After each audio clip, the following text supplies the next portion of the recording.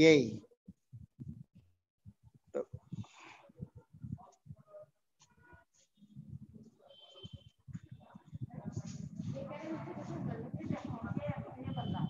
ओदंता आ ई उ आ निपाता स्वरे प्रकृत्या। ये प्रकृति भाव करने वाला पहला सूत्र है। ओदंत हो, ओदंत में प्रकृति भाव वाले ओदंत होना चाहिए।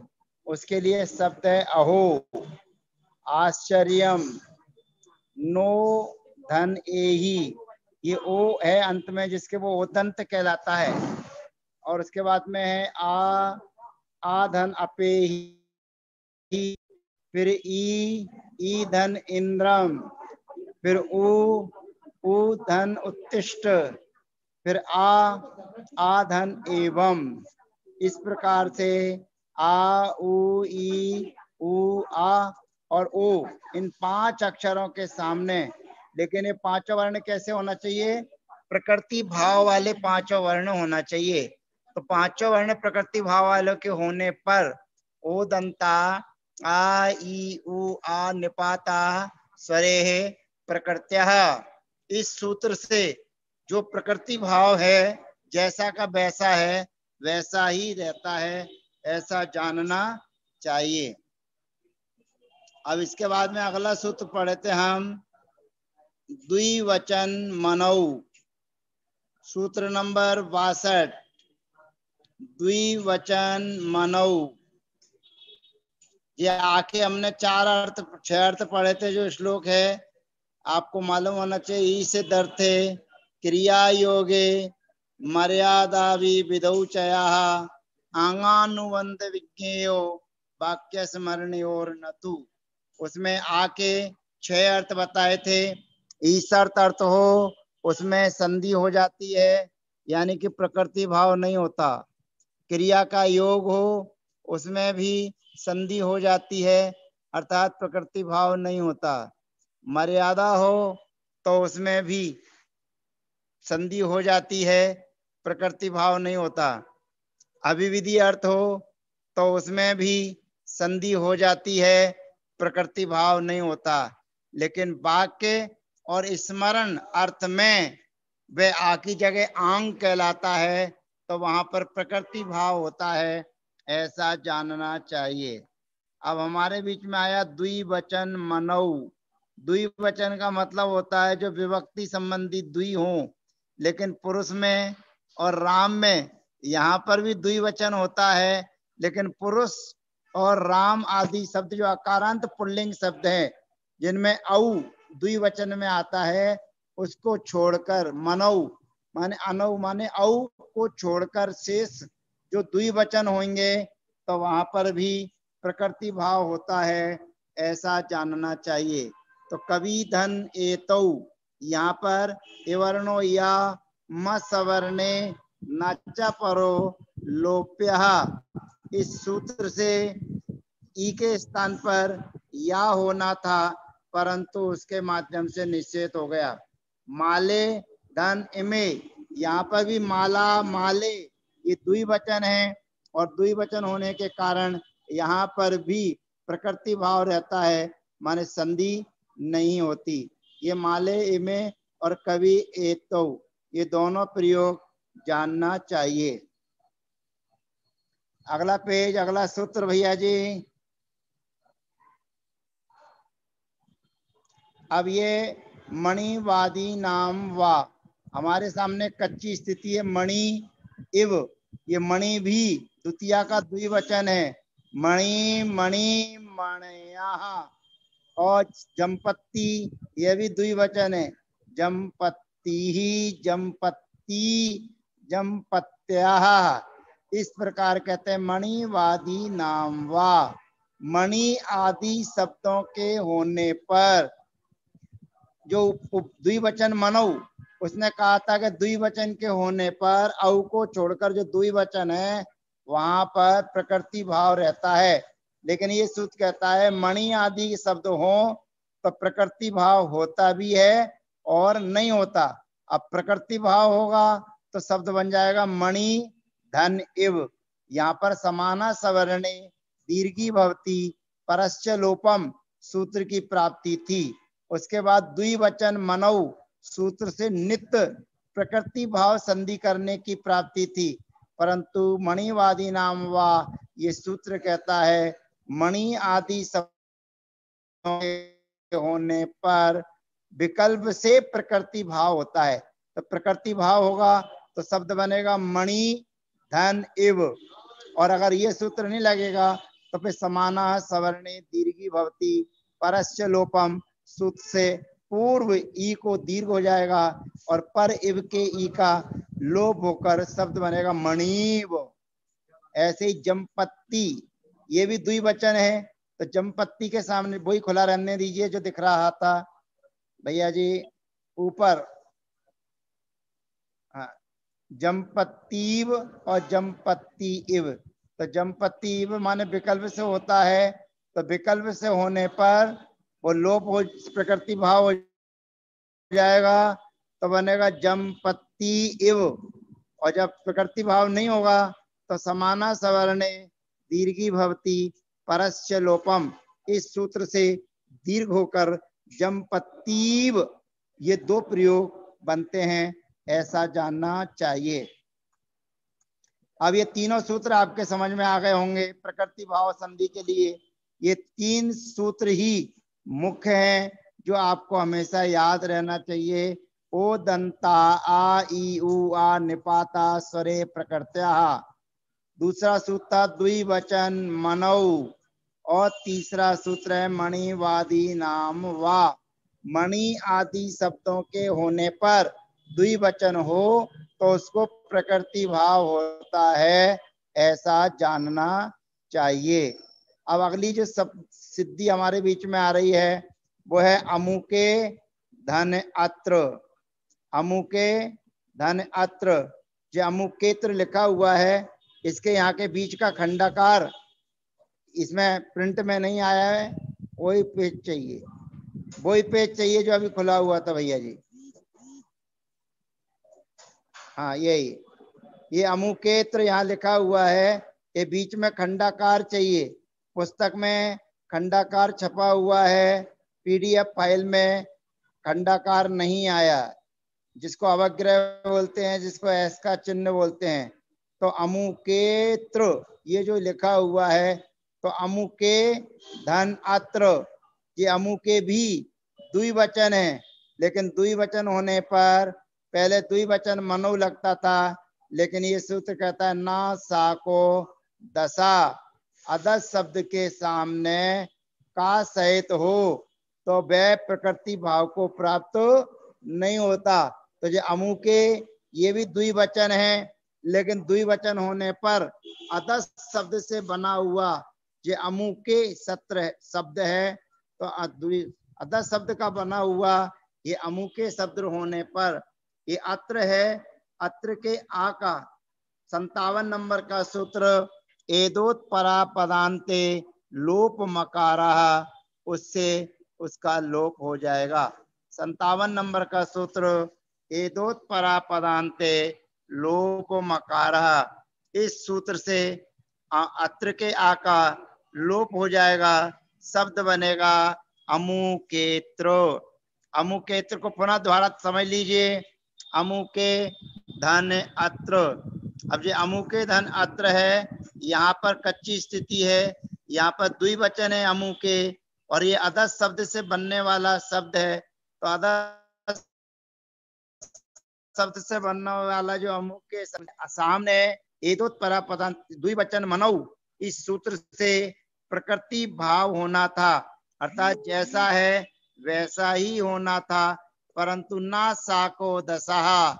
ये सूत्र कहता है कि अदस शब्द में जहां आपने का प्रत्यय किया हो और उसका यदि द्विवचन हो तो वहां पर प्रकृति भाव ना माने नहीं होता है, और जब प्रकृति भाव नहीं होगा तो एदोत्परा पदांते लोप मकारा। अब पूरा अमुके शब्द कैसे बनता है आपको स्क्रीन पर दिख रहा है, जाता है, बहुत सारे सूत्र लगते हैं। अव्यय सर्वनामना स्वरादंत्यात् पूर्व का, इस सूत्र से अक प्रत्यय होता है।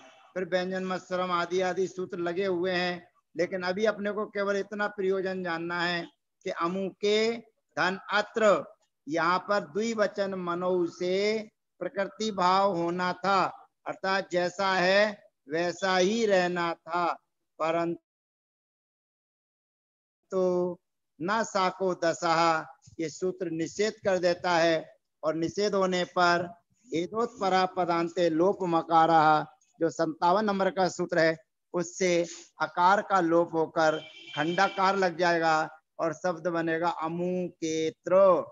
आपकी पीडीएफ फाइल में यहाँ खंडाकार नहीं दिख रहा है, वो नहीं बन पाया, लेकिन पुस्तक में यहाँ पर एस और खंडाकार का चिन्ह है, इतना आपको ध्यान रखना चाहिए। तो ना साको दशा ये निषेधवाचक सूत्र है कि अदर शब्द के सामने कौन सा अदर शब्द, जिसमें का प्रत्यय किया हो, अक प्रत्यय किया हो, ऐसा शब्द होने पर यह प्रकृति भाव को प्राप्त नहीं होता। और जब प्रकृति भाव को नहीं होगा तो एदोत्परा पदांते लोप मकारा, 57 नंबर का सूत्र लगकर आकार का लोप हो जाता है, ऐसा जानना चाहिए। स्क्रीन दिखाइए सूत्र भैया जी, जो लिखा हुआ सूत्र था अदसो मात, बहुवचन मनी के बाद और आगे अगला पेज। सुबोध भाई अगला पृष्ठ।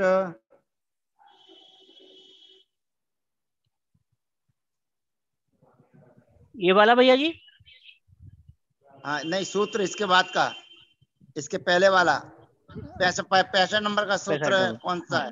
ये बहुवचन मम्मी, ये बहुवचन के बाद, इसके बाद यही अत्सो मात्र आया था ना अभी, अत्सो मात्र 66 नंबर का सूत्र। हाँ ये 66 नहीं आया है, ये वही चल रहा है, ये 66। हम अदसोमात कहाँ गया? इसके ऊपर वाला सूत्र कहाँ गया? जय जय जय जय जय जय बैठा हुआ है, बहुवचन मत मत मम्मी। अच्छा वो 66 नंबर का वही है ना। साको दशा कहाँ गया? अभी आया था। चलो 66 नंबर का चलते हैं, अनुपदिष्टाश्च। बस यही खोला, यही खोलना रहे। अब अनुपदिष्टाश्च ये सूत्र आता है, ये यहाँ पर थोड़ा सा आपको समझने में कठिन जाएगा। अनुपदिष्टाश्च का मतलब होता है जिसको नहीं कहा गया हो, जो सूत्रों के द्वारा नहीं कहा गया हो, वही लोकोपचाराद ग्रहण सिद्धि। तो यहाँ पर पुलुत शब्द नहीं कहे गए हैं, यहाँ पर शब्द अपने सामने हैं। देवदत्त धन अत्र दिख रहा होगा आपको, ऊपर की लाइन में लिखा है आगच्छ भो देवदत्त अत्र। यही पेज खुला चाहिए, यही चाहिए। देवदत्त धन अत्र, तो यहाँ पर जो देवदत्त है उसमें आ है और अत्र का आ है, तो देवदत्त और आ यहाँ पर समाना सवर्णे दीर्घी भवती परस्य लोपम, ये सूत्र से दीर्घ होना चाहिए था, परंतु यहाँ पर जो देव शब्द है वो पुलुत है। पुलुत का मतलब है जो बिना किसी सूत्र के बनाया गया हो। अनुपदिष्टास, अनुपदिष्ट माने जो उपदिष्ट नहीं है, जो किसी के द्वारा नहीं कहा गया ऐसा शब्द। तो भो ये संबोधन का वाचक है, और वो जो संबोधन का वाचक होता है, होता हुआ यहाँ पुलुत बन गया शब्द भो देवदत्त। तो यहाँ पर देवदत्त जो शब्द है वो अनुपदिष्ट है, पुलुत है। उस पुलुत के होने पर देवदत्त और अत्र यहाँ पर समाना सवर्णे दीर्घी भवती परस्य लोपम, सूत्र से दीर्घ होना था, परंतु अनुपदिष्टाश्च पुलुतः स्वरे प्रकृत्या तिष्ठन्ति, जो अक्षर समाम्नाय में नहीं कहे गए शब्द हैं, ऐसे शब्द ये अनुपदिष्टा के बीच में एस खंडाकार का चिन्ह है, जो इस पीडीएफ फाइल में नहीं आया है। तो अनुपदिष्ट पुलुत, पुलुत होने पर वह स्वर परे रहने पर प्रकृत्या तिष्ठति, माने जैसा है वैसा का वैसा ही रहेगा। तो यहाँ पर जो देवदत्त धन अत्य है, यहाँ पर समाना सवर्ण दीर्घी भवती नहीं लगेगा। ऐसे ही यहाँ पर भो यज्ञ दत्त इह, तो भो यज्ञ दत्त में भी यहाँ पर समाना अवर्ण वर्ण ए सूत्र से ए होना था, परंतु यज्ञ दत्त अनुपदिष्ट पुलुत है, माने बिना किसी सूत्र के कहा गया है, इसलिए यज्ञ दत्त में भी यहाँ पर अवर्ण ए इस सूत्र से संधि नहीं होगी। इसी प्रकार से विष्णु मित्र ई है, ये भी संबोधन है, ये भी पुलुत है, यहाँ पर भी अवर्ण एवर्ण ए सूत्र से काम होना था, परंतु अनुपदिष्टाश्च, अनुपदिष्ट जो शब्द हैं जो बिना किसी सूत्र के कहे गए हैं, ऐसे शब्दों के होने पर प्रकृति भाव अर्थात जैसा है वैसा ही जानना चाहिए। तो तीन प्रयोग हैं, देवदत्त अत, लेकिन इसको बोलना पर ध्यान रखना पड़ेगा। भो देवदत्त ऐसे खींच के पुलुत बोलेंगे, तो पुलुत में फिर उसकी संबोधन संज्ञा करके यहाँ पर अनुपदिष्टाश्चय सूत्र से प्रकृति भाव हो जाएगा, अर्थात जैसा है वैसा ही हो जाएगा। ऐसे ही यज्ञ दत्त यह, तो यहाँ पर अवर्ण वर्ण ए से ए होना था, परंतु नहीं होगा। ऐसे ही विष्णु मित्र यह, तो यहाँ पर भी अवर्ण वर्ण ए से ए होना था, परंतु यहाँ पर भी ए नहीं होगा। अनुपदिष्टास्य सूत्र से प्रकृति भाव जैसा है वैसा का वैसा हो जाएगा।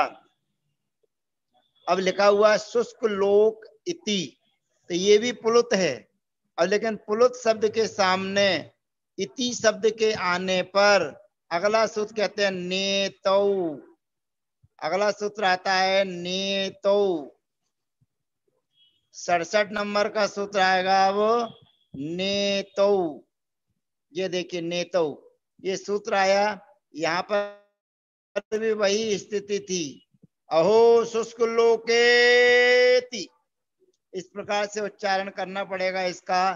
तो यहाँ पर शुष्क लोक धन इति, तो यहाँ पर भी पुलुत है, और पुलुत होने के कारण अनुपदिष्टाश्चय सूत्र से प्रकृति भाव होना चाहिए था, पर कहते हैं नेतौ, संपुलुत होने पर, पुलुत के सामने इति शब्द के होने पर यहाँ पर प्रकृति भाव नहीं रहता, अर्थात प्रकृति भाव का निषेध करते हैं।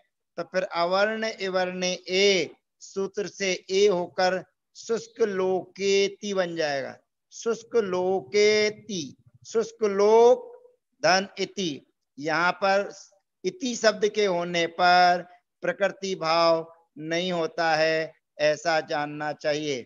अब किसे कहते हैं पुलुत, परिभाषा है जो आपको याद होना चाहिए, दूरा दाहवाने गाने रोदने च पुलुतः ते लोकतः सिद्धः, ये पुलुत की परिभाषा है, अर्थात दूर से आह्वान करने अर्थ में, दूर से बुलाने के अर्थ में। अब मान के चलिए हमारे से दूर सुबोध भाई बैठे हैं, अब हम उनको आवाज लगाएंगे, तो पुलुत में जब बोलेंगे भो सुबोध, भो सुजस, जब इस प्रकार से जब हम बोलेंगे तो वो दूर रहने वाले व्यक्ति की पुलुत संज्ञा हो जाती है। तो सबसे पहले दूरात आह्वाने, दूर रहने वाले व्यक्ति को अपनी ओर बुलाना, और गाने, गाने अर्थ में कभी कभी स्वर मिलाया जाता है, तो एक ही अक्षर को बहुत बार खींचा जाता है, ओ, इस प्रकार से जो किया जाता है उसकी भी पुलुत संज्ञा होती है।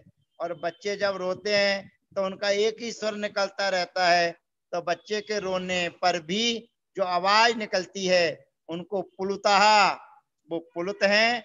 और लोकतः सिद्धः, लोक की जो संस्कृत व्याकरण है, अर्थात वेद को छोड़कर लौकिक जो व्याकरण है उसमें ऐसा सिद्ध है, ऐसा जानना चाहिए। तो इस सूत्र को ध्यान रखेंगे आप।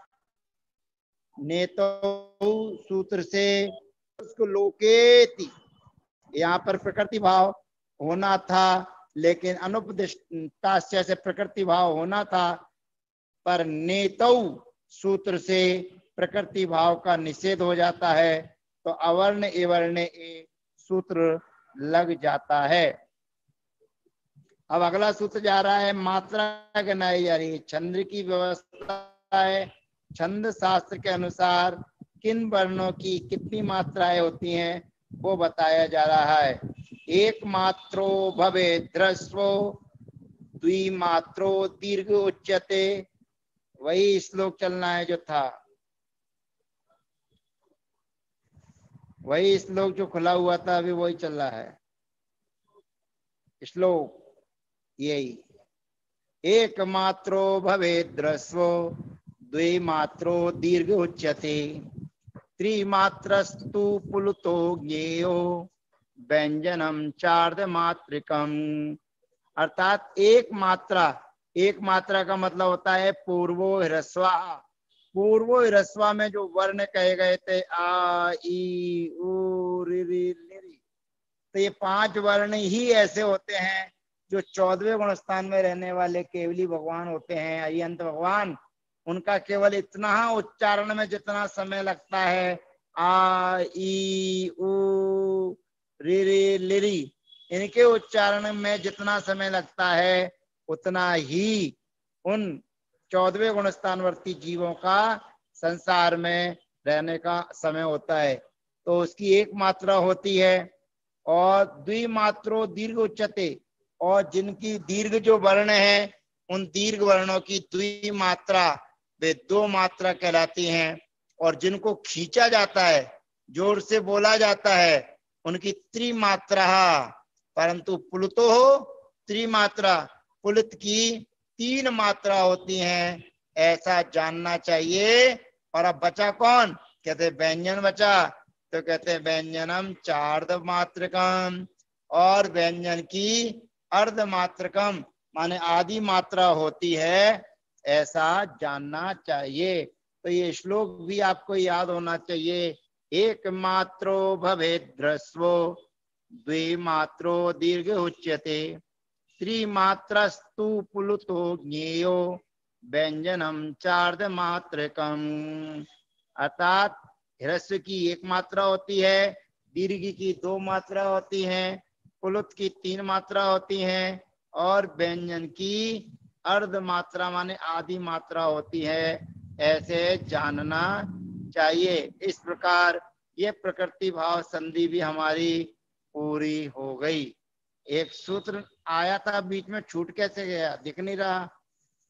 शुरू से दिखाना भैया सूत्र पाठ एक बार। और दिखाना भैया नीचे करके, और दिखाइए।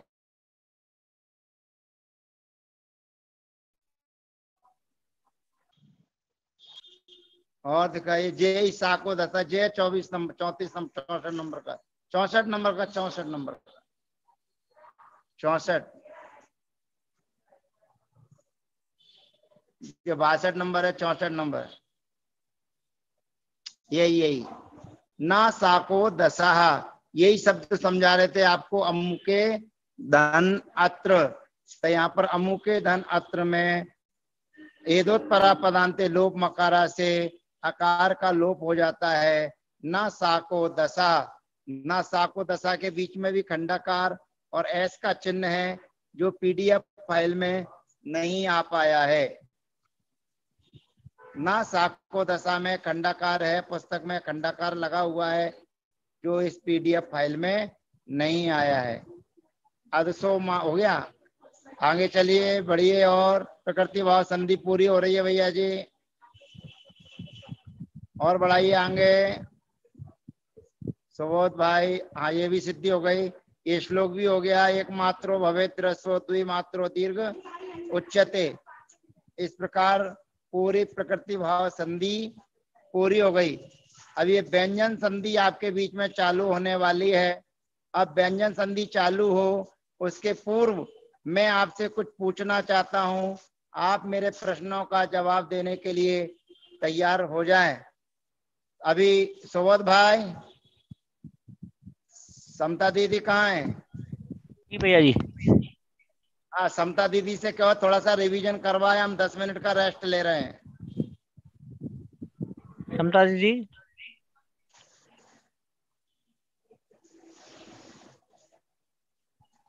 हेलो, हैं समता दीदी?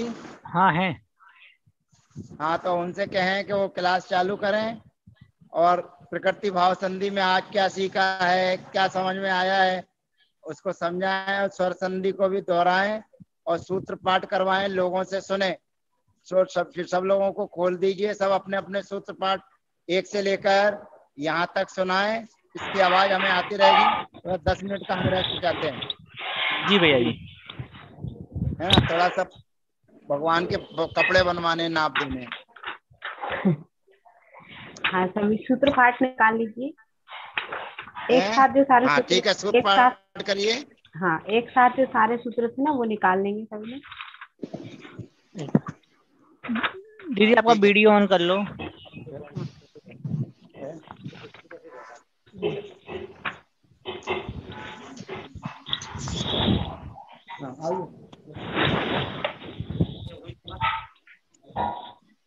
सभी लोग सूत्रों का पाठ करेंगे एक साथ में।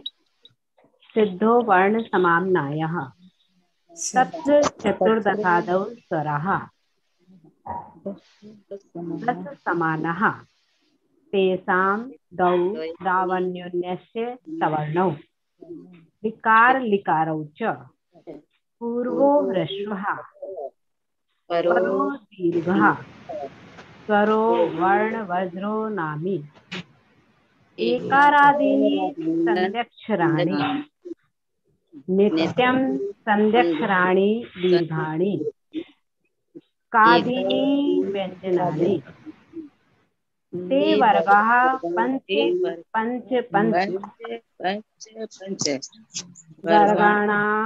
वर्गाणां प्रथमद्वितीयः षष्ठाश्च घोषः घोषवन्तोऽन्ये अनुनासिका ञ ण न म अन्तस्थः य र ल वः ऊष्माणः शशसः अह इति विसर्जनीयः प इति जिह्वामूलीयः प इत्युत्पादमानीयः इत्यनुसारः लोकोपचारात् ग्रहण सिद्धि अनतिक्रम यन विश्लेषयेत् समाना सवर्णे दीर्घे भवति परस्य लोपम् व्यञ्जन मत्सरं परवर्णं नयेत् ऋति ऋतोर्लोपो वा अवर्ण इवर्णे ये हल लांगलयो दीक्षाया मत्स्य लोपः मनसा सच्च उवर्णे ओ म्हणला तर 1500 दे म्हणायचं, करून दे म्हणायचं. क्या हुआ, किसी को समझ में नहीं आ रहा क्या? द्विवर्णे अर रेफा क्रांतस्य द्वित्वमशतो वा इति साधयः ऋण प्रवशन वस्तर कंबल दसाना मृणरो दीर्घः ऋते चे तृतीया समासे लवर्णे अल लवर्णे नहीं लवर्णे अल एकारे ऐ ऐकारे च स्वस्ते रे ऋणी ऋषि दीदी ये एकारे आई है, एकारे एम है, अंक की बिंदी लगी है क्या? नहीं नहीं नहीं, बिंदी नहीं है। एकारे ऐ ऐकारे च एकारे आई एकारे च। हाँ, स्वस्ते रे ऋणी ऋषु एवे चानियोगे नित्यम। ओकारे औ औकारे च ओमी च ओष्ठत्वो समासे वा अक्षस्य उहिन्याम एवर्णो या मसवर्णे न च परो लोप्यः। इसको यम नहीं बोलना, एवर्णो या मसवर्णे न च परो लोप्यः। यम नहीं बोलना, एवर्णों के बाद या बोलना, फिर रुकना, फिर मसवर्णे। हाँ, मसवर्णे, मसवर्णे भी नहीं, मसवर्णे। हाँ, न च परो लोप्यः। वमुवर्णः वमुवर्णः वर्णः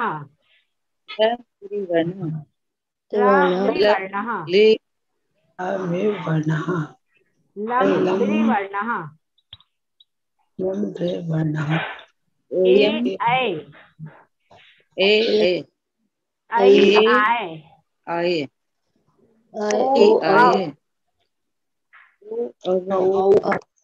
औ आव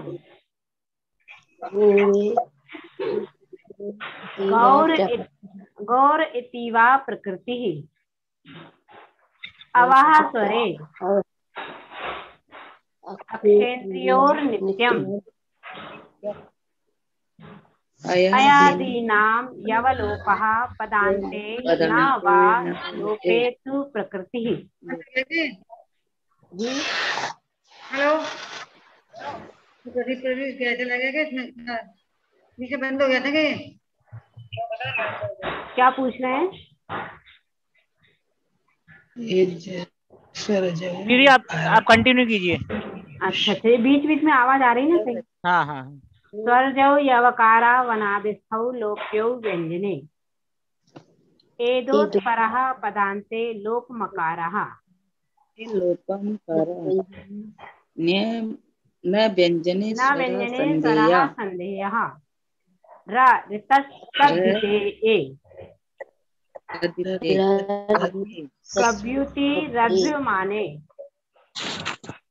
ओदन्ता आ ई उ आ निपातः स्वरे द्विवचन मनो मणिवादीनां वा न साको दशः बहुवचन ममे अनुपदिष्टाश्च नेतौ वर्ग प्रथमा यहीं तक हुए हैं। 67 नंबर सूत्र तक ही हुए हैं। प्रकृति भाव संधि यहाँ तक है। यहाँ तक के सूत्रों का भी अपन ने डिटेल में अर्थ सहित समझा है। आज जो प्रकृति भाव संधि ली उसमें 61 नंबर का सूत्र निकाल 61। हाँ, ओदंता अ ई उ आ निपाता सरे प्रकृत्या। इसके बारे में भी हमने समझा था कि जिसके आगे आ ई उ आ ये 4 स्वर है, निपात रूप से हैं। स्वर परे होने पर ये 4 आ ई उ आ होने पर प्रकृति भाव रूप संधि बनती है। तो उदाहरण दिया था,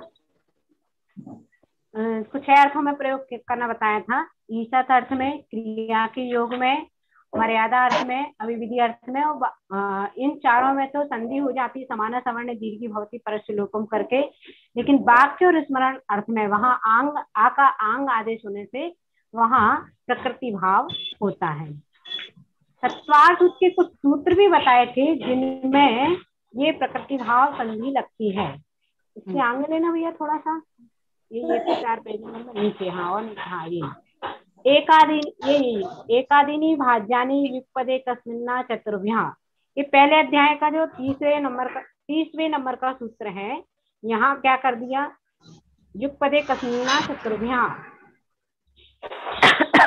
इन सूत्रों में भी एक ही भाव प्रकृति भाव संधि लग रही है। तदादीनी भाज्यानि युगपदे कस्य चतुर्भ्यां काय प्रविचारा ऐसानात् आ आकाशादेक द्रव्याणि एकादयो भाज्या युगपदे कस्मिन्नई कौन विंशते। इन सूत्रों में और एक और तदनंतर मूर्ध्वम गच्छत्या लोकांतात्, इन सूत्रों में भी प्रकृति भाव संधि यहाँ प्रदर्शित की जा रही है। के बाद अगले पेज पे लेना, अगले पेज पे। हाँ, विग्रहवती के संसारिणः प्राक चतुर्व्यः, ये दूसरे अध्याय का 28वें नंबर का सूत्र।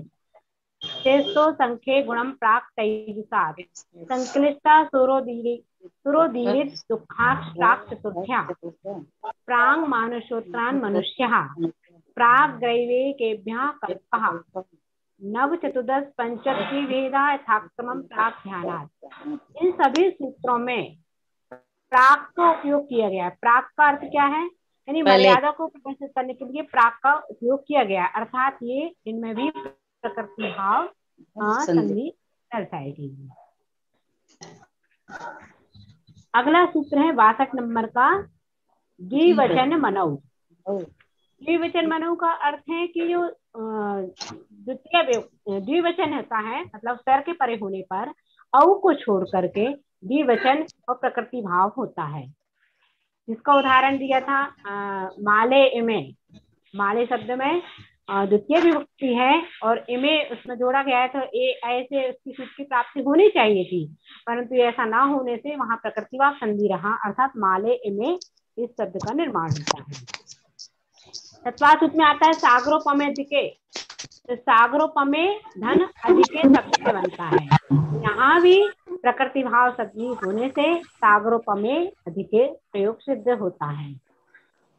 अगला सूत्र है 63 नंबर का, मणिवादी नाम वा। 63 नंबर का अगले पेज पर, मणिवादी नाम वा, जिसका अर्थ है स्वर से पड़े होने पर मणि आदि द्वितीय वचन शब्दों में विकल्प से संधि होती है। अभी आगे हम रूप पढ़ेंगे जिसमें प्रथमा द्वितीय विभक्ति आदि और एक वचन द्विवचन बहुवचन उनका, जैसे रामा रामा रामा।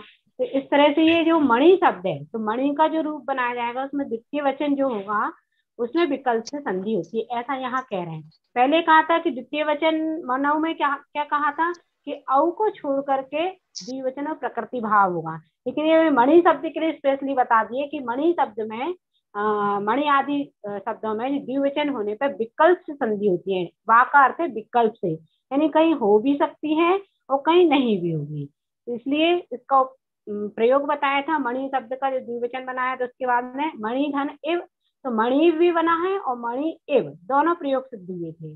मणिव और मणि इव, जमपतिव और जमपति इव, ये दोनों रूप इससे इस सूत्र से सिद्धि हुई थी। अगला सूत्र है न साको दशः। न साको दशः का अर्थ है कि स्वर परे होने पर अक सहित अदस के औ को छोड़कर द्विवचन में प्रकृति भाव नहीं रहता, अर्थात संधि हो जाती है। जिसका उदाहरण अभी बताया अमुकेत, यानी अमुके धन अत्र, इसको सिद्ध किया तो यहाँ अमुकेत्र बनना चाहिए, जिसमें बीच में आएगा अवग्रह वाला एस, अर्थात खंडाकार एस, जो भी ये इस पीडीएफ फाइल में अपने में नहीं है। तो इसका अर्थ होता है कि जहां पर अक सहित जो है अदस के औ को छोड़ करके द्विवचन में प्रकृति भाव नहीं होता। मतलब ऊपर मणि वाला जो सूत्र दिया था उसमें कहा था कि द्विवचन में विकल्प से संधि होती है, लेकिन यहाँ कहा कि जहाँ अकस हो और वहां औ को छोड़ करके द्विवचन में प्रकृति भाव संधि नहीं होती। तो प्रकृति भाव नहीं होती तो कौन सी हो जाएगी संधि? तो जो भी संधि वहां बन रही होगी, जैसे इसमें अमुकेत्र में समाना सवर्ण दीर्घ की बहुवचन से बना दिया था, एदोत्तरा पदांते लोप मकारासह अमुकेत्र शब्द इसमें बनाया था। और भी कई सूत्रों की सिद्धि करके उन्होंने आगे इसका अमुके प्रयोग भी सिद्ध किया है। फिर अगला सूत्र दिया है बहुवचन मम्मी, 65 नंबर का, बहुवचन मम्मी, यानी स्वर के परे होने पर बहुवचनांत अमी शब्द में प्रकृति भाव रूप रहता है। यदि बहुवचनांत शब्द है अमी तो उसके पहले यदि स्वर है तो वहां पर भी प्रकृति भाव संधि बनती है। जैसे उदाहरण दिया अमी अश्वाह, अमी धन अश्वा, इसमें क्या अमी का ई और अश्वा का आ, दोनों में क्या सूत्र लगना चाहिए? तो एवर्णो यामाशावर्णे नाचा परोलोप्या की प्राप्ति होनी चाहिए थी। इससे क्या हो जाता? या बन जाता। लेकिन यहाँ पर बहुवचन मम्मी जो 65 नंबर का सूत्र था उससे क्या सिद्ध किया? अमी अश्वः, अर्थात प्रकृति भाव संधि यहाँ बनाई गई है बहुवचन मम्मी सूत्र का प्रयोग करके। अगला सूत्र है अनुपदिष्टाश्च, 66 नंबर का।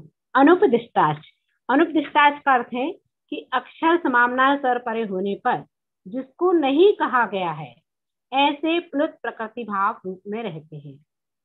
अभी पीछे एक श्लोक पढ़ा था, इसके बाद है एक मात्रो भवे दृश्यो द्विमात्रो दीर्घ उच्यते त्रिमात्रस्तु क्लुप्तो जीयो व्यंजनम चार्द मात्रकम। इसका अर्थ ये था कि जहां पर ह्रस्व शब्द है वहां पर एक मात्रा होती है। जब छंद में हम मात्राओं की गिनती करते हैं तो उसमें ह्रस्व में एक मात्रा गिनी जाती है और दीर्घ शब्द में 2 मात्रा गिनी जाती है।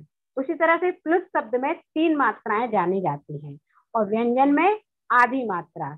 जैसे एक मात्रा दी है तो वहां आधा अक्षर होगा, या छोटी की मात्रा, छोटा उ की मात्रा या छोटा आ, इस तरह से जो एक मात्रा उसकी गिनी जाएगी। दीर्घ अक्षर में जैसे बड़ा आ, बड़ा ई और बड़ा उ, इनकी मात्राएं जिन व्यंजनों पे चढ़ी होंगी उनको अपन दीर्घ अक्षर कहेंगे या द्विमात्रा, उनके 2 मात्रा कहलाएंगे। और प्लुत में जैसा कि भैया जी ने बताया उसकी परिभाषा दी है, दूरा दाहवाने गाने रोदने च प्लुतास्ते लोकता सिद्धा। अर्थात किसी को कोई व्यक्ति दूर स्थित है उसे जोर से आवाज लगाई जाए तो उसमें प्लुत कहा जाएगा। गाने गाते समय जो राग गाई जाती है तो उसमें बहुत देर तक उसका उच्चारण किया जाता है तो गाने में भी प्लुत शब्द का उच्चारण होता है और रोने में भी प्लुत शब्द का उच्चारण होता है। उनमें 3 मात्रा कही जाती है। तो जो भी 66 नंबर के सूत्र में अपन पढ़ रहे थे कि स्वर से परे होने पर जिसको नहीं कहा गया उसको कहा अनुपदिष्ट, और ऐसे प्लुत प्रकृति भाव रूप रहते हैं, यानी जिनको कहा नहीं जा सकता ऐसे जो शब्द है और प्लुत है तो उनको वो भी प्रकृति भाव रूप रहते हैं। 67 नंबर का सूत्र कह रहा है नेतौ। नेतौ, नेतौ का अर्थ क्या कहा कि इसी शब्द परे होने पर प्लुत शब्द को संधि कार्य का निषेध नहीं होता। 66 में तो कहा प्लुत होने पर प्रकृति भाव कहा जाता है, लेकिन 67 में कह रहे हैं कि प्लुत शब्द को संधि कार्य का निषेध नहीं होता, यानी प्लुत होने पर संधि निषेध नहीं हो सकती, यानी अर्थात संधि होती है। संधि निषेध नहीं हो सकती का अर्थ क्या है कि संधि होती है। तो इस प्रकार से ह्रस्व की 1 मात्रा कहीं, दीर्घ की 2 मात्रा कहीं और प्लुत की 3 मात्रा कहीं, इनसे हम छंद में गिनती कर सकते हैं। षडंभोकार मंत्र में कहते हैं 35 अक्षर होते हैं, 57 मात्रा होती हैं, तो उनकी गणना कैसे की जाती है? ऐसे ही की जाती है कि जहाँ ह्रस्व अक्षर है वहां 1 मात्रा, जहाँ दीर्घ अक्षर है वहां 2 मात्रा, और वह तो प्राकृत का है उसमें प्लुत होते नहीं है, इसलिए वहां प्लुत की कोई गणना नहीं है, क्योंकि षडंभोकार मंत्र तो प्राकृत भाषा में लिखा गया है। तो जो जितनी मात्राएं उसमें समय भी उतना ही अधिक लगता है। जैसे जितनी देर में आंख झपकती है उसे कहते हैं कई लोग, तो उसे मात्रा कहते हैं। कुछ लोग जितनी देर में बिजली चमकती है उसे मात्रा कहते हैं। परंतु जैसे 1 सेकंड के समय को भी मात्रा मानना चाहिए, यदि मान लेते हैं तो ह्रस्व के बोलने में 1 सेकंड, दीर्घ के बोलने में 2 सेकंड और प्लुत के बोलने में 3 सेकंड का समय लगना चाहिए। तो इस तरह से ये प्रकृति भाव संधि हमारी पूरी होती है। और इसके बाद में अब व्यंजन संधि आएगी। कल भैया जी ने पंच संधियों के नाम बताए थे, कोई बता सकता है पंच संधि कौन कौन सी है? पंच संधि कौन कौन सी है? हाँ भैया जी आ गए हैं, भैया जी आप अपनी क्लास लीजिए। पूछिए पूछिए, पंच संधि पूछ लीजिए। हाँ कोई भी जवाब दीजिए, जितने लोग सुन रहे हैं अपनी कक्षा में। पंच संधि कौन कौन सी है दीदी? स्वर संधि, व्यंजन संधि, विसर्ग संधि और प्रकृति भाव संधि। और क्रम से बताइए, ज्यादा अच्छा रहेगा, क्रम से बताइए। स्वर संधि, प्रकृति भाव संधि,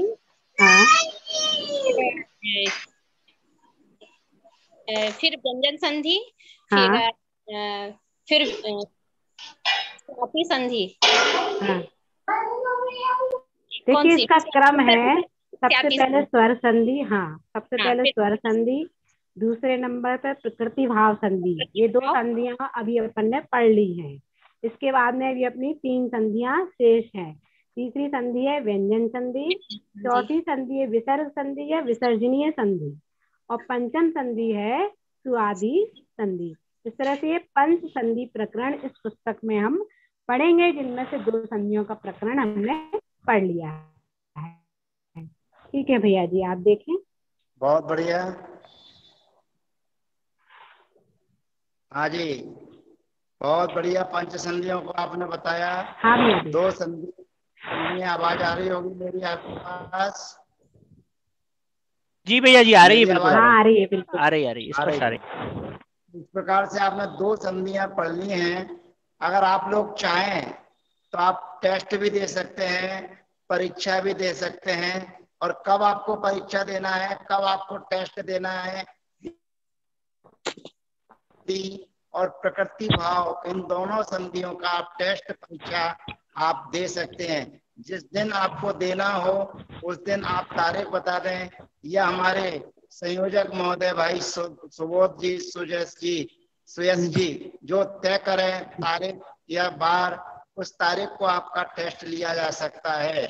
क्या आप लोग इस टेस्ट को, परीक्षा को देने के लिए तैयार हैं? यदि आप तैयार रहेंगे हैं? हाँ भैया जी। हाँ पर भैया जी तैयार एक हैं। प्रश्न, मतलब जो आप पूछिए, प्रश्न पूछिए। भैया जी, जैसे प्रकृति भाव में जो वचन और प्रत्यय वगैरह शब्द का जो प्रयोग कर रहे हो, उसका बिल्कुल भी नॉलेज नहीं है। जो वचन आदि का प्रयोग हुआ है ना कि द्विवचन में ऐसा प्रयोग होता है, या ये प्रत्यय लगे तो प्रयोग होता है, तो वो सब क्या आइडिया नहीं है। तो उसके कारण ना ये जो प्रकृति संधि है वो मतलब उसकी धारणा नहीं बन पा रही है। नहीं, उसके लिए तो क्या सरल है। उसके लिए क्या करना है, जैसे उदाहरण के तौर पर आप मान के चलिए, आपके सामने कवि धन एतु लिखा है। क्या लिखा है? हाँ। कवि धन एतु लिखा है। हाँ, कवि धन। यहाँ पर तो कवि धन एतु आप लिखिए कॉपी पर। हाँ, 1 मिनट भैया जी। 1 मिनट लिखिए, फिर देखिए, चेक करिए, प्रैक्टिकल कीजिए। क्योंकि आप प्रकृति भाव संधि ऐसी है कि आपको कोई भी चीज नहीं भी पड़ी हो तो आप आंखें बंद करके बता सकते हैं कि यहाँ पर प्रकृति भाव संधि होती है। अच्छा, कवि धन हेतु। कवि धन एतौ। एड़ी का। अच्छा, एतो। हाँ, एतौ जब स्क्रीन पे दिखवाते हैं भैया, दिखाना जरा, स्क्रीन पे दिखाना।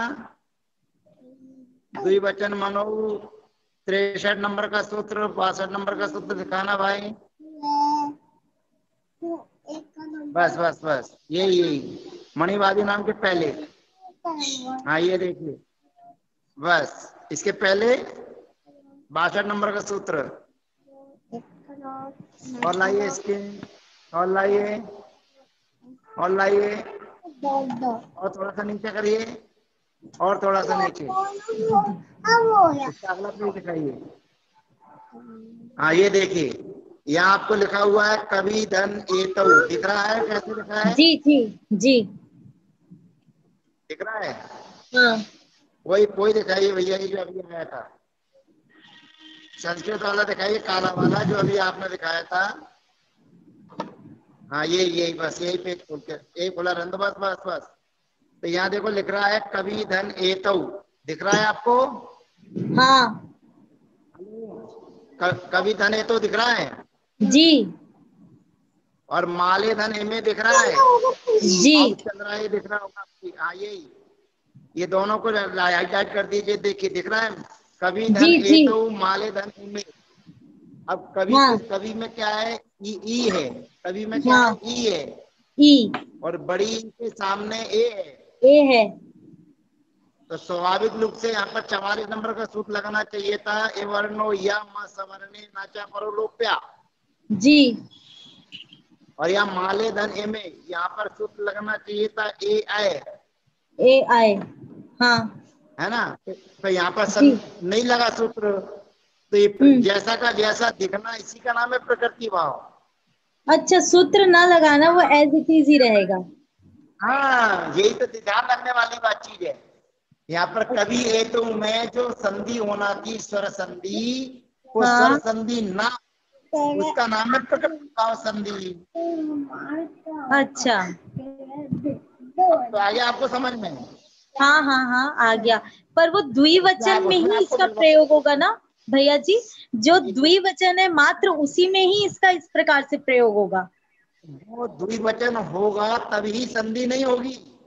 अच्छा, तो उसके लिए अपन को वचन आना चाहिए होगा ना, एक वचन, द्विवचन, बहुवचन जो होता है। वचन आने की जरूरत ही नहीं है, जब संधि नहीं की है तो अपन समझ जाएंगे यहाँ पर द्विवचन है। अच्छा, ठीक है, हाँ ठीक है। नहीं समझे? हाँ हाँ, समझ गई। अगर हाँ। आपको वचन याद है या नहीं है कोई बात नहीं है। अब जैसे आप बुंदेलखंड में रहते हैं कि कहाँ बाहर रहते हैं? छत्तीसगढ़। छत्तीसगढ़ रहते हैं। चौका वगैरह लगता है कि साधु संत आते हैं तो घर के सामने क्या पूरा रहता है? चौक। चौक पूरा रहता है। तो चौक पूरा होने का मतलब है यहाँ पर साधु का चौका लगा हुआ है। हाँ हाँ, ठीक चाहे है। आप खड़े हो चाहे ना हो। हाँ हाँ हाँ। पूछने की भी आवश्यकता नहीं पड़ती कि यहाँ चौका लगा है या नहीं लगा। हाँ हाँ, सही है। और घर के बाहर बाल्टी रखी हो, हाँ, और पानी बहता तो आदमी समझ जाता है कि पैर होने के लिए यहाँ पर चौका लगा हुआ है।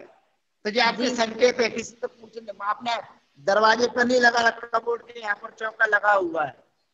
हाँ, लेकिन आपने रंगोली लगा रखी है और बाल्टी पानी भर रखा है, तो उससे आदमी समझ जाता है कि यहाँ पर चौका लगा हुआ है। जी जी। आपके दरवाजे पे जय जिंदन लिखा हो तो किसी को बताने की जरूरत नहीं पड़ेगी कि ये किसका मकान है। जैनी का घर है।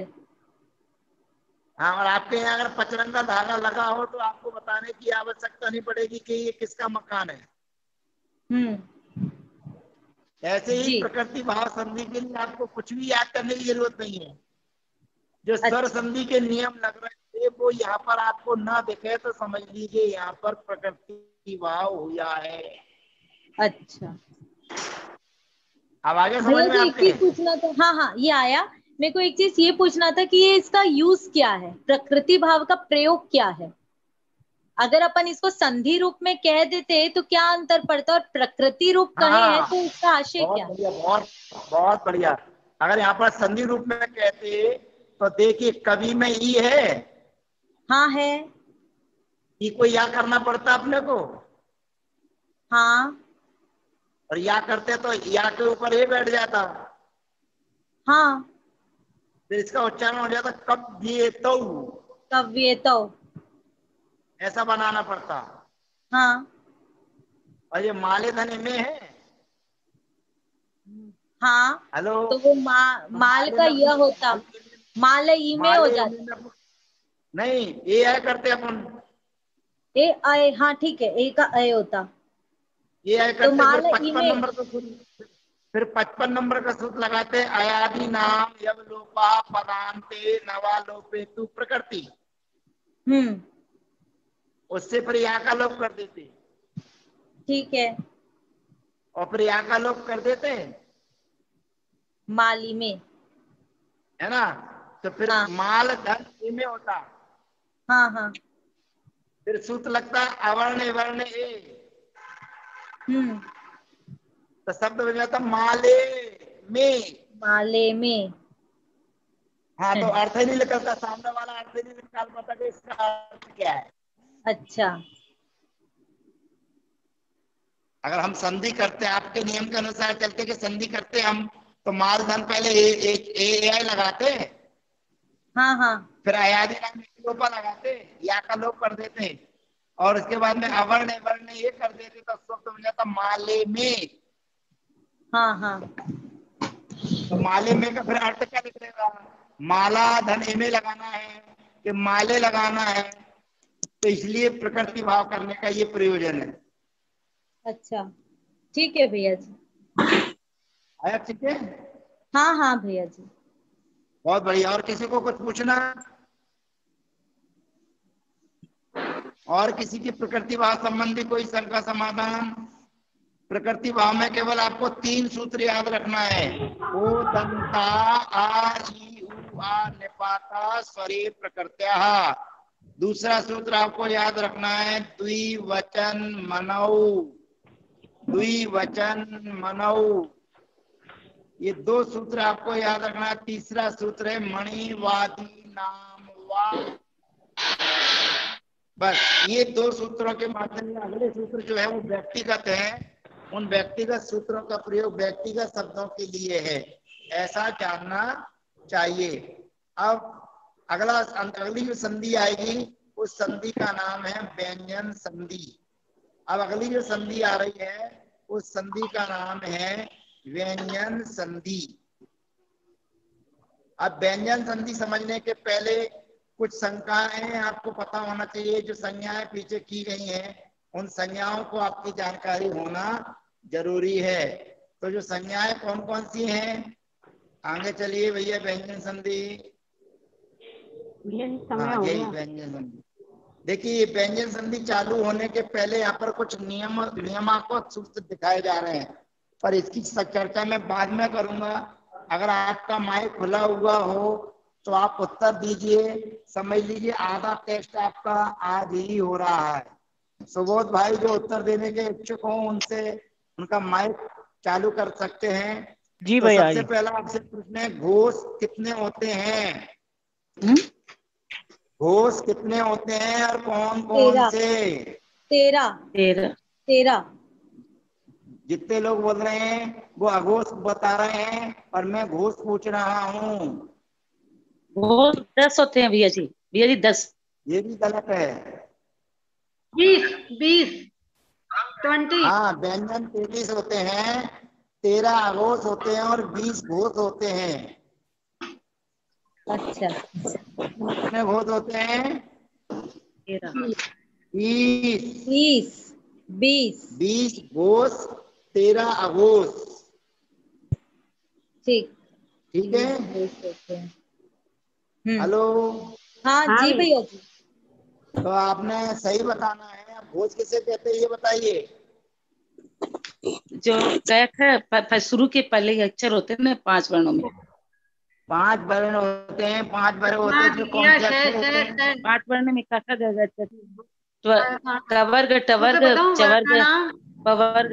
प्रथम और द्वितीय वर्ग का मतलब पहला और दूसरा वर्ग कवर्ग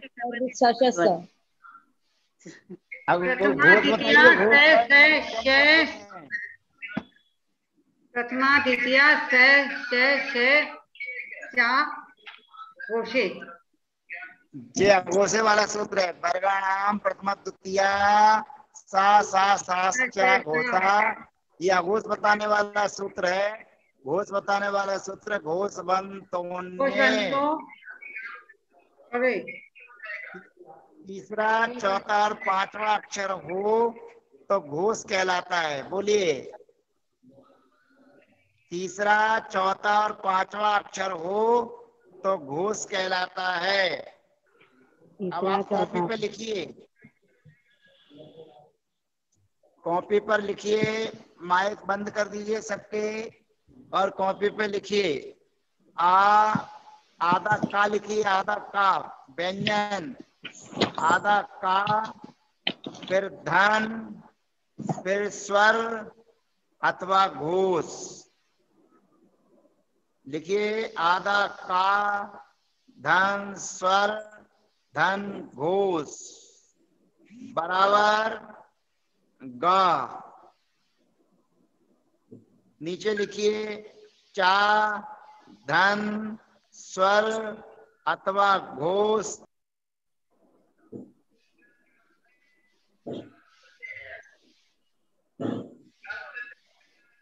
वर्ग प्रथमा पदांता स्वर घोष वस्तु तृतीयांश। तीसरे नंबर पे लिखिए चा, धन, स्वर अथवा घोष बराबर जा। तीसरे नंबर पे लिखिए ता, धन, स्वर अथवा घोष बराबर ड, फिर लिखिए ता, धन, स्वर अथवा घोष बराबर दा। 5वें नंबर पर लिखिए पा, धन, स्वर अथवा घोष बराबर बा, बकरी का। अब यह बताइए, माइक बज रहा है आपका, आपने क्या किया? आपने अपनी पुस्तक में लिखा, उसमें बताइए आपने क्या काम किया है। प्रथम वर्ग को द्वितीय कर दिया। तृतीया कर दिया, तृतीया। तृतीय किया। हाँ, तृतीया कर दिया। प्रथम का तृतीया कर दिया। बस। पहले वर्ग को कौन सा कर दिया आपने? तृतीया। तृतीय कर दिया, मैंने तीसरा कर दिया। कब किया? जी। सामने क्या होने पर? घोष या स्वर होने पर। और घोष होने से। स्वर कितने होते? 13। 14 14 स्वर होते। स्वर कितने होते? 14। हाँ, और घोष कितने होते? 20। हाँ, तो 14 अथवा 20 माने 24 वर्ण में होने पर पहले अक्षर को कौन सा अक्षर हो जाता है? तीसरा। बहुत बढ़िया। सूत्र पढ़िए, वर्ग प्रथमा स्वर घोष वत्सु तृतीयान। बोलिए, वर्ग प्रथमा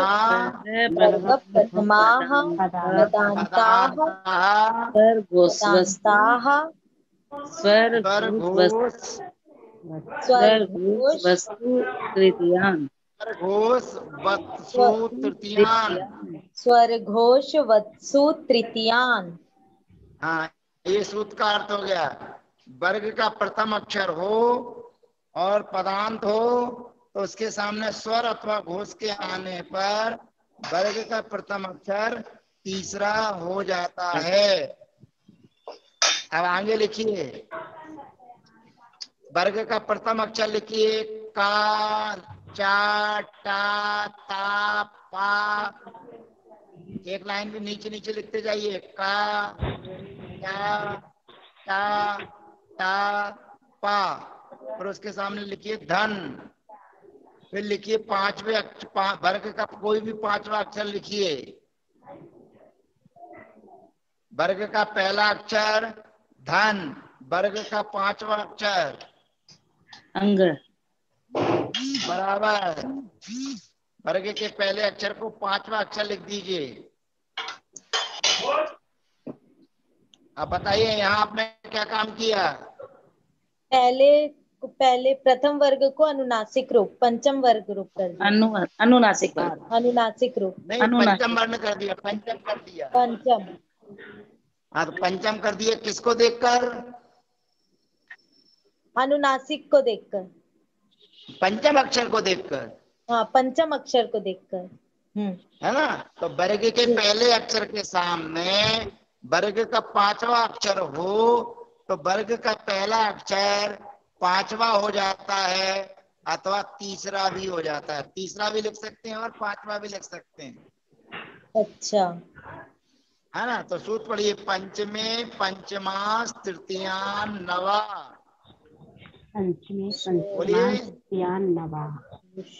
पंचमे पंचमास तृतीयान नवा।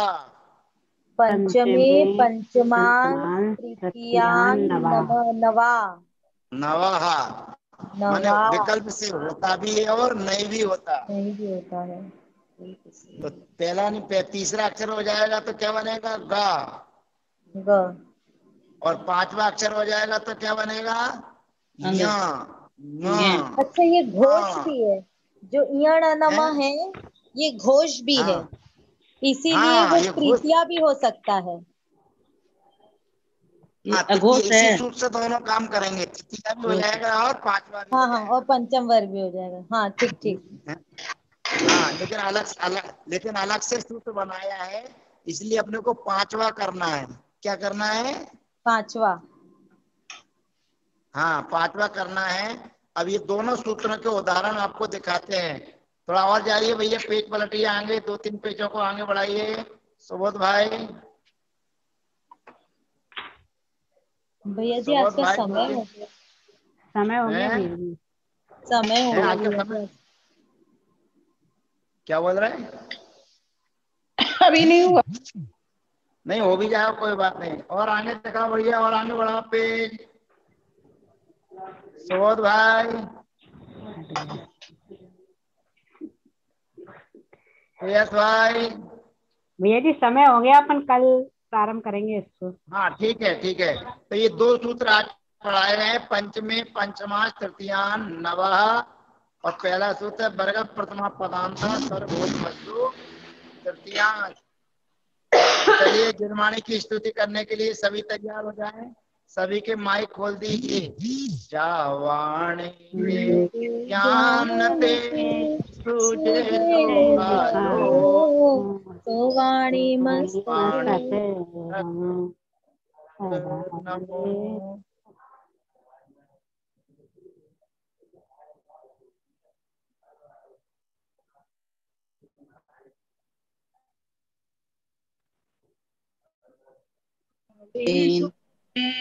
सुख चैन देव हरिहंत देवो निर्गंत दया धर्म पालो सदा, यही मोक्ष का पंथ। जय जिनेन्द्र। वंदना वंदना भैया जी, वंदना दीदी जी, सभी को जय जिनेन्द्र। सभी जय को